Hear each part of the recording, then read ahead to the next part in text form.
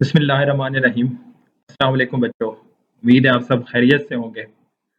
आज का जो हमारा लेक्चर है वो एक बहुत ही इम्पोर्टेंट टॉपिक है लॉन्ग के पॉइंट ऑफ व्यू से। One of the most important long question of this chapter है और कंसेप्चुअली भी ये बहुत इम्पोर्टेंट टॉपिक है। टॉपिक है हमारे पास law of conservation of linear momentum. Topic क्या है? Law of conservation of linear momentum. यहाँ हम डिस्कस करने वाले हैं लीनियर मोमेंटम को। अब लीनियर मोमेंटम क्या होता है? लीनियर की अगर हम बात करें तो ये निकला है बेसिकली लीनियर मोशन से, स्ट्रेट लाइन मोशन से। तो जब भी बॉडी स्ट्रेट लाइन के अलोंग मूव करेगी तो उसकी मोशन को हम कहते हैं लीनियर मोशन।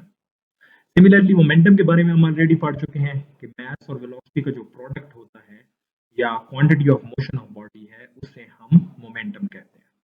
तो यहाँ हमने पढ़ना है law of conservation of linear momentum, यानी हमने मोमेंटम के कांस्टेंट रहने को पढ़ना है।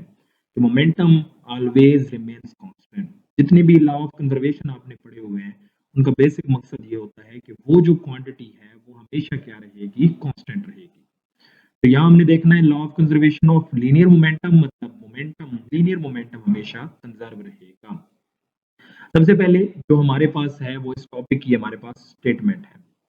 स्टेटमेंट है जो मैं पहले भी बता चुका हूं कि total linear momentum always remains conserved. Total linear momentum हमेशा कांस्टेंट रहेगा। ये एक स्टेटमेंट है इसकी। बट यहां इसकी एक कंडीशन भी है। कंडीशन क्या है? कि सिस्टम शुड बी आइसोलेटेड। ये आपको एक कंडीशन नजर आ रही है। सिस्टम क्या होना चाहिए? आइसोलेटेड होना चाहिए। अब आइसोलेटेड क्या है इसको भी हम देखते हैं। मैं स्टेटमेंट दोबारा देखूं तो हमने कहा मोमेंटम ऑलवेज रिमेन्स कांस्टेंट। कब?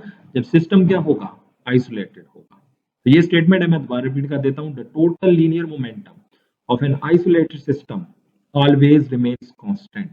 Momentum P is equal to constant. Momentum constant रहेगा। ये चीज हमने प्रूव करनी है, ये हम नेक्स्ट देखेंगे। हमने देखा कि ये तब एप्लीकेबल है लॉ जब सिस्टम आइसोलेटेड होगा। अब पॉइंट ये है कि सिस्टम आइसोलेटेड होने का क्या मतलब है। तो ये भी कंडीशन आपको यहाँ हमने लिखी हुई है, डेफिनेशन लिखी हुई है। सिस्टम आइसोलेटेड होने का मतलब है ऐसा सिस्टम जिस पर बाहर से कोई फोर्स अमल ना करे। अंदर की फोर्सेस हों लेकिन बाहर से कोई फोर्स अमल ना करे। आइसोलेटेड सिस्टम क्या है? The system is said to be isolated. System क्या कहलाएगा? आइसोलेटेड कहलाएगा when no external force act on the system. कोई एक्सटर्नल, कोई बैरूनी फोर्स सिस्टम के ऊपर अमल ना करे, ऐसे सिस्टम को हम नाम देंगे आइसोलेटेड सिस्टम का नाम देंगे। Such system on which no external force act is said to be isolated system. तो हमने स्टेटमेंट देख ली, हमने आइसोलेटेड सिस्टम को देख लिया। अब इसकी एग्जांपल देखते हैं। जैसे गैस सिलेंडर की एग्जांपल है। हम कंसिडर करते हैं कि ये अगर हमारे पास एक गैस सिलेंडर है which is fitted with piston, इसके ऊपर पिस्टन मौजूद है। ये फिटेड विद पिस्टन, पिस्टन है कि वेट मौजूद है। इसके अंदर गैस के मॉलिक्यूल्स मौजूद हैं, न्यूमरस नंबर ऑफ पार्टिकल्स मौजूद हैं। अब ये मॉलिक्यूल आपस में भी टकरा रहे हैं, वॉल्स के साथ भी टकरा रहे हैं। ये उनकी इंटरनल फोर्सेज हैं, एक दूसरे पर लगाई जाने वाली फोर्सेज हैं। लेकिन इस सिस्टम के ऊपर बाहर से कोई फोर्स अमल नहीं कर रही। लाइक आप गैस सिलेंडर को हीट अप करना शुरू कर दें तो बाहर से फोर्स मिलेगी। तो इस कंडीशन में नहीं है, हमने सिस्टम को ऐसा रखा हुआ है हाँ टेम्परेचर कांस्टेंट रहेगा। तो इसका मतलब बाहर से कोई फोर्स अमल नहीं कर रही। तो ये जो गैस मॉलिक्यूल्स हैं इनके इंटरनल जो है वो फोर्सेज हैं बट बाहर से कोई फोर्स नहीं है। तो ये गैस सिलेंडर हमारा बना रहा है आइसोलेटेड सिस्टम। अब यहाँ इसको इन जनरल अगर हम देखना चाहें, अभी हम प्रॉपर प्रूफ देखेंगे बट कहीं शॉर्ट क्वेश्चन में आपसे कहे कि प्रूफ करें कि आइसोलेटेड सिस्टम में मोमेंटम कांस्टेंट रहता है, तो हम इसको इस इक्वेशन से भी प्रूव कर सकते हैं। हमने न्यूटन सेकंड लॉ पढ़ा हुआ है इन टर्म्स ऑफ मोमेंटम। इसके मुताबिक F is equal to del p over t, rate of change of momentum is equal to force. हमने कहा बाहर से कोई फोर्स अमल नहीं कर रही, बाहर से कोई फोर्स अमल नहीं कर रही, तो ये बाहर वाली फोर्स क्या है? जीरो। यहां मैं पुट करता हूं जीरो, ये हो गया जीरो। अगर बाहर से कोई फोर्स नहीं है तो rate of change of momentum zero है। Rate of change of momentum zero होने का मतलब क्या हुआ? ये टी उधर जाएगा, जीरो मल्टीप्लाइड बाय टी, तो डेल पी इक्वल टू आ जाएगा जीरो। यानी चेंज इन मोमेंटम किसकी इक्वल है? Zero. Change in momentum zero होने का मतलब है यहाँ सिर्फ चेंज इन मोमेंटम जीरो, यहाँ सिर्फ पी आएगा। So it means change in momentum is zero. Momentum change नहीं हो रहा, तो P is constant. तो simple situation, rate of change of momentum is equal to force, कोई फोर्स नहीं है, rate of change of momentum भी जीरो, इसका मतलब चेंज इन मोमेंटम जीरो है, मोमेंटम चेंज नहीं हो रहा सिस्टम का, तो मोमेंटम इज कांस्टेंट। तो ये एक जनरल सिचुएशन आ गई जिसमें हमने देखा momentum, law of conservation of momentum क्या है और किस कंडीशन में एप्लीकेबल है, और वो कंडीशन क्या है, आइसोलेटेड सिस्टम है। नेक्स्ट आते हैं इसके प्रूफ की तरफ। ये मैंने मुकम्मल इसकी सारी थ्योरी भी लिखी हुई है और ये डायग्राम भी आपको यहाँ पर शो कर दी है। तो हम एक सिचुएशन कंसिडर करते हैं, यहाँ पर हम देखेंगे इसका मैथमेटिकल प्रूफ। हम एक सिस्टम कंसिडर करते हैं, ये हमारे पास सिस्टम है which consist of two balls. ये हमारे पास सिस्टम है which consist of two balls. ये बॉल 1 है जिसका मास है m1, वेलोसिटी v1 से मूव कर रही है। ये बॉल हमारे पास 2 है जिसका मास है m2, वेलोसिटी v2 से मूव कर रही है। अब ये जो पहली बॉल है उसकी वेलोसिटी दूसरी बॉल से ज्यादा है, v1 is greater than v2। इससे क्या होगा, ये पहली बॉल की वेलोसिटी ज्यादा है, ये ज्यादा तेजी से मूव कर रही है, ये जाएगी दूसरी बॉल से टकराएगी। जब ये पहली बॉल जाके दूसरी बॉल से टकराई, देखिए ये बॉल उस पहली बॉल की वेलोसिटी ज्यादा थी, वो उसको पुश करेगी, तो पुश करते हुए ये पहली बॉल पर एक फोर्स लगा रही है, एक्शन फोर्स जिसको हम कहेंगे, ये एफ है। अब पहली बॉल ने जब फोर्स लगाई दूसरी बॉल के ऊपर, ये पहली बॉल दूसरी बॉल पर फोर्स लगा रही है, एक्शन फोर्स एफ, तो दूसरी बॉल उस फोर्स को क्या करेगी, दूसरी बॉल उस फोर्स को रेजिस्ट करेगी।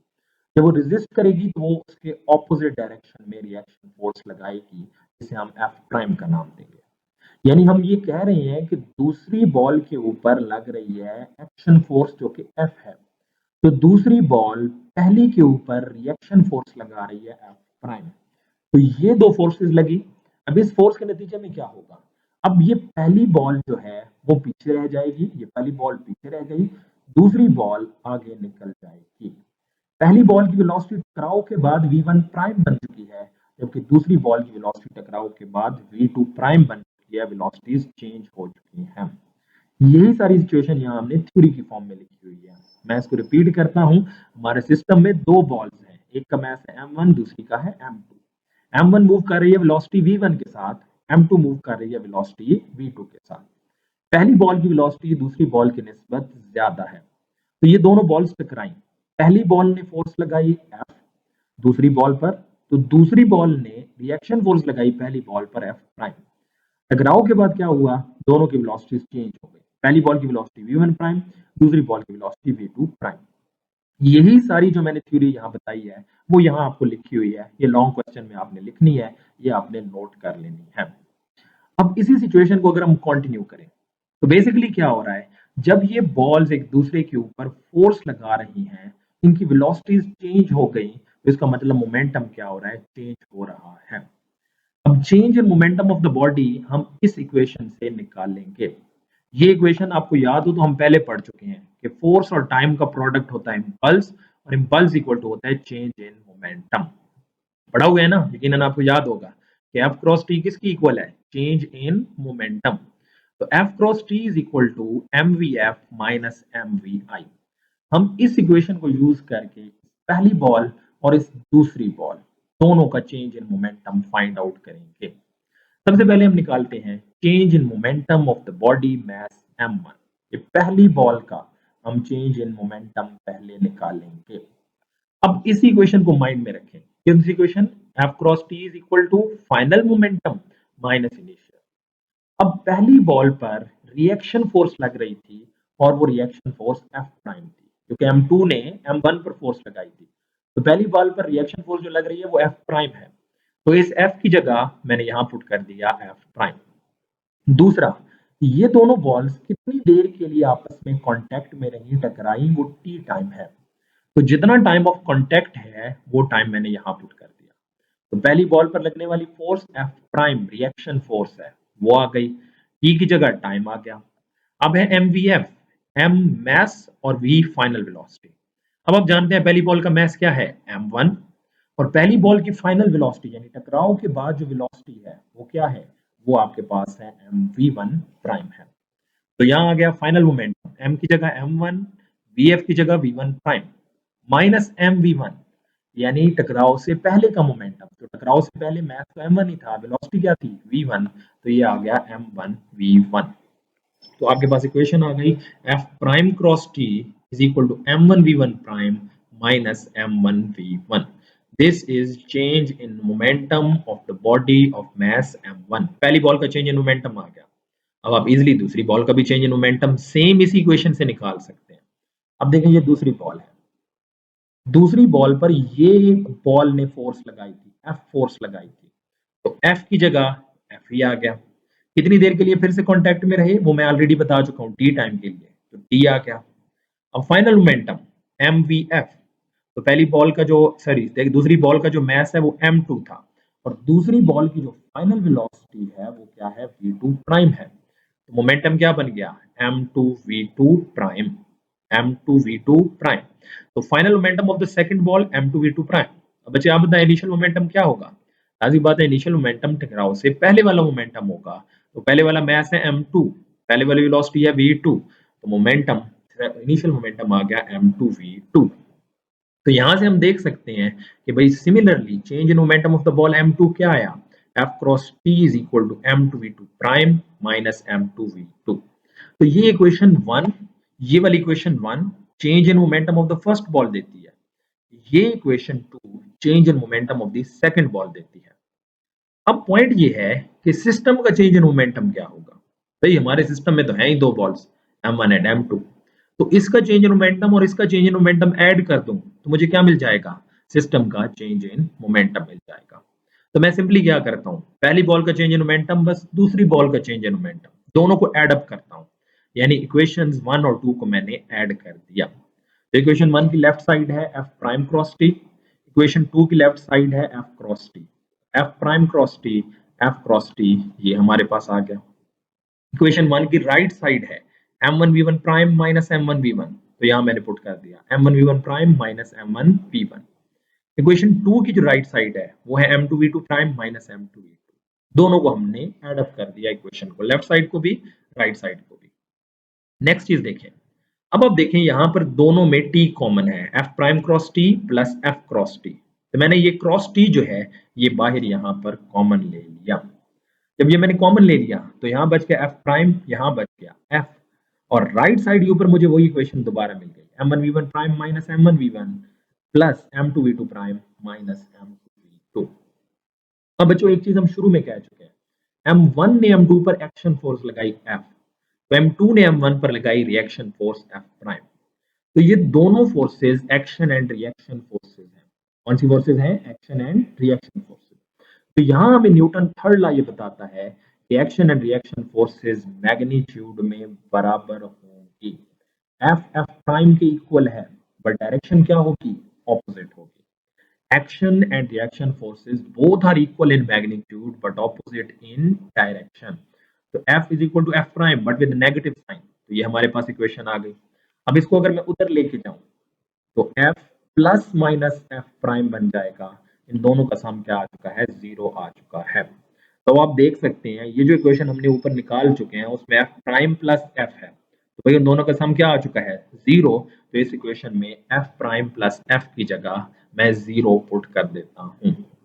Zero multiplied by t, right side आपकी एज इट इज आ चुकी है।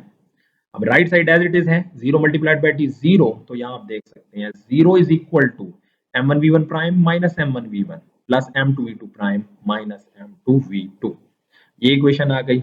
ये इक्वेशन जब हमें मिल चुकी है, अब मैं क्या करता हूं कि ये जो माइनस वाली वैल्यूज यहां पर मौजूद है, माइनस m1v1 माइनस m2v2, इन दोनों को मैं इस साइड पे ले आता हूं, यानी लेफ्ट साइड पे ले आता हूं। ये इधर आएगा, ये बन जाएगा प्लस m1v1, ये इधर आएगा प्लस m1v1 प्लस m2v2। यहाँ क्या बच जाएगा, राइट साइड पर क्या बचेगा, m1v1 prime plus m2v2 prime. तो इसको देख के आप ये एक चीज कह सकते हैं कि देखिए ये m1v1 प्लस m2v2 किसके इक्वल है, m1v1 prime plus m2v2 prime के इक्वल है।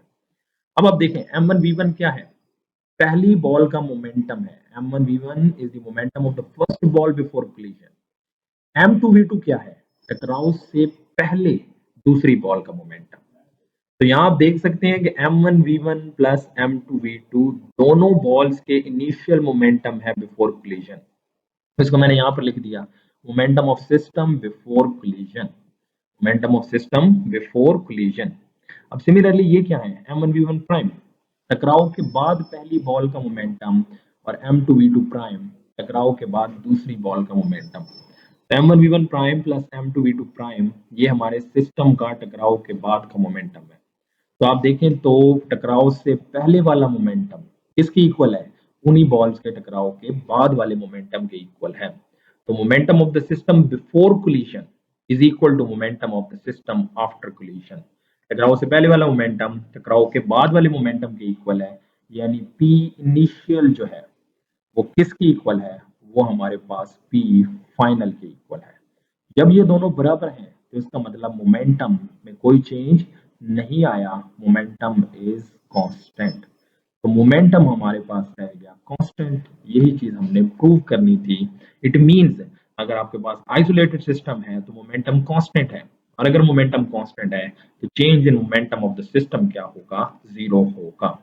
तो ये बेटा इजी स्टेप्स हैं, आई थिंक इजीली आप इसको सॉल्व कर सकते हैं। अगर आप समझ के इसको लिखते जाएं तो ये आपके चंद मैथमेटिकल स्टेप्स हैं जिनसे हमने प्रूव किया कि मोमेंटम ऑफ द सिस्टम हमेशा क्या रहेगा, कंजर्व रहेगा अगर सिस्टम आइसोलेटेड है तो। अब इसमें एक लास्ट पॉइंट हमारा बच गया, वो है ग्रुप ऑफ ऑब्जेक्ट्स। अब ग्रुप ऑफ ऑब्जेक्ट्स का क्या मतलब है कि अगर जैसे यहां पर मैंने एक सिचुएशन ली कि मेरे पास दो बॉल्स थी, ये एक बॉल m1 थी, दूसरी बॉल m2 थी।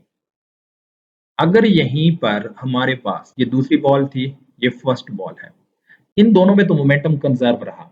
अगर यहाँ पर थर्ड बॉल भी होती, फोर्थ बॉल भी होती, या फिर भी मोमेंटम कंजर्व रहता। तो देखें अगर ये मेरे पास फर्स्ट बॉल है, ये मेरे पास सेकंड बॉल है, ये आपस में टकराती है। सिमिलरली इसी सेकंड बॉल के साथ एक थर्ड बॉल भी आके टकराती है। आप देखें पहली बॉल दूसरी को आके टकराई, पहली बॉल पर दूसरी बॉल ने पहली बॉल ने दूसरी बॉल पर एक्शन फोर्स लगाई। मैं दोबारा रिपीट करता हूं, ये एक और three, one and three balls two को आके टकराती हैं।